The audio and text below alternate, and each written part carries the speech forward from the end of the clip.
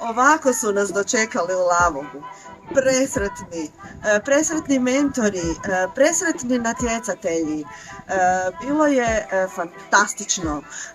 Kiša je ljevala, sve smo morali pospremati i bježati unutra, ali natjecatelji su i dalje vješto spravljali svoje delicije.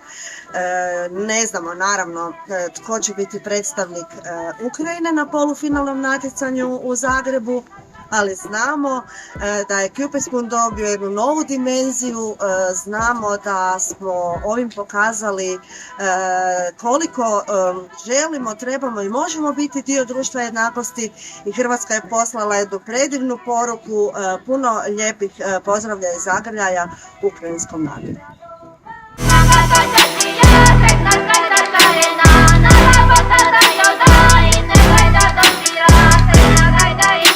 Trebalo nam je malo vremena, no donijeli smo odluku. Predstavnica Ukrajine je Julija Hotovicka. Čestitamo Julija i vidimo se u Zagrebu.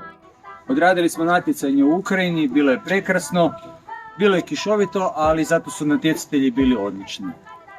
Cupid Spoon je dobio gostujuću zemlju, to je Ukrajina, dobila je gostujućeg natjecatelja, a mi idemo dalje putem Cupid Spoona u sljedeću državu koja nam je Vilnius i koja nam je Litva, glavni grad Vilnius. Vidimo se tamo.